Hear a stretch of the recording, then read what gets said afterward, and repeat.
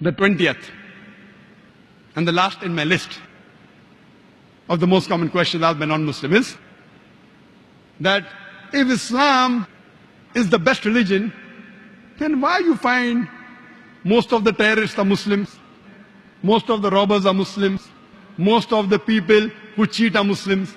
Why? If Islam is the best religion, then why do you see that the Muslims are the worst?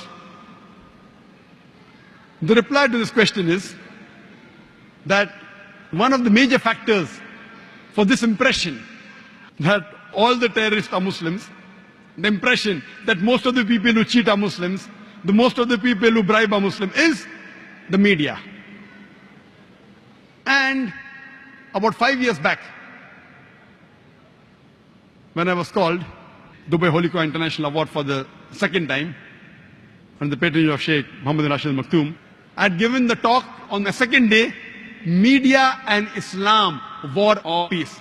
And I described in detail what is the strategy of the media to malign Islam.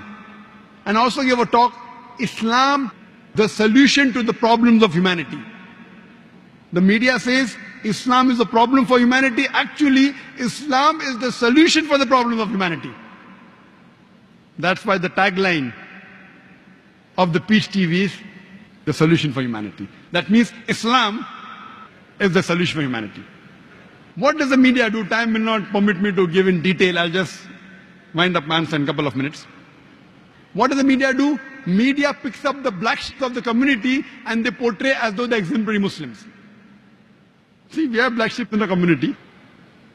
We do have many Muslims who are namesake Muslims. They aren't practicing Islam. They pick them up and they portray as though they're exemplary Muslims. Many a time the media, they quote something of the Quran, they quote out of context. Whenever they get information, they malign the Muslims. For example, we know in 1996, the Oklahoma bombing, at that time, it was the biggest attack on American soil. More than 100 people were killed. 166 people were killed. It came as headlines, Middle East conspiracy, Middle East conspiracy. Muslims to blame, Muslims to blame. Headline for days and weeks together. Later on when they came to know it were 2 American soldiers, it comes once and vanishes. When they don't know the culprit, it comes for days as headlines. When they come to know the real culprit, 1 or 2 days, the news goes out. Why? In India, we have 50-year-old Muslim Arab marrying an 18-year-old girl, headlines. When 50-year-old non-Muslim rapes a 6-year-old girl, it comes in news briefs. That 50-year-old Arab Muslim, he's taking permission and marrying a girl with her will, with the will of the parents.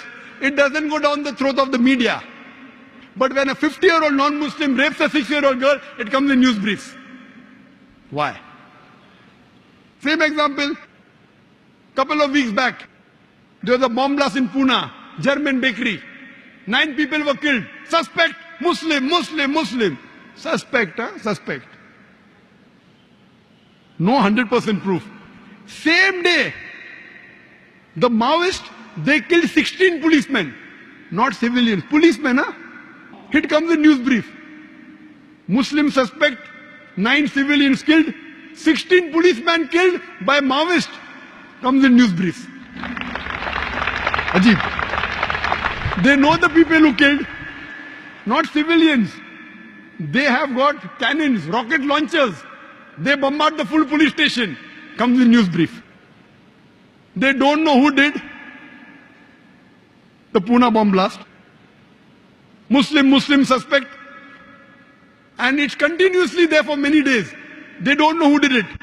Who they know did it because it's a Maoist, communist, non-Muslim, news briefs. Or maybe front page, some papers, but below. And it vanishes out of the media. So the major cause is the media. Media and Islam, war or peace. Unfortunately, Muslims are very weak in media. Very weak. We may have good media about song channel, dance channel, many. But Islamic channels, unfortunately. Yes, I do know there are black sheep in the community. But yet, with all the black sheep. Yet, as a whole, the Muslims are the biggest teetotalers in the world. I know some Muslims who can drink the non-Muslim under the table. But as a whole, the biggest community of teetotalers in the world are Muslims. The biggest community as a whole that gives charity, they are Muslims. There is no non-Muslim, no human being in the world who can show a candle to a practicing Muslim as far as modesty is concerned, as far as sobriety is concerned, as far as human values are concerned, as far as ethics are concerned. No human being can show a candle to a practicing Muslim as far as modesty is concerned, as far as sobriety is concerned, as far as human values are concerned, as far as ethics are concerned. And I always give the example.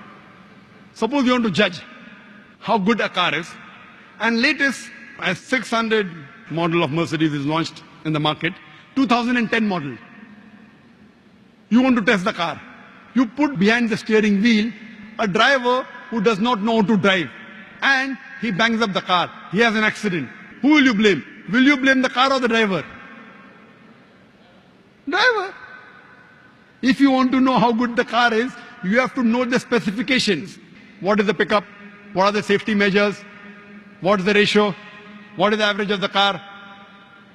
Anti-brake locking system. Look at the specifications. And really, if you want to test drive the car, put behind the steering wheel an expert driver. If you really want to know about Islam, don't look at the Muslims. Look at the scriptures, the glorious Quran and the Sahih Hadith. Don't look at me. Don't look at the Muslims. If you really want to test drive a car, put behind the steering wheel an expert driver. The best exemplary Muslim you can find is Prophet Muhammad Sallallahu Alaihi Wasallam. Read his seerah, you will find he's the best exemplary Muslim and the best exemplary human being that has lived. That's the reason I say that understand the religion by looking at the scriptures. And when you read the scriptures, the authentic sources, the Quran and Sahih Hadith, you will really appreciate Islam.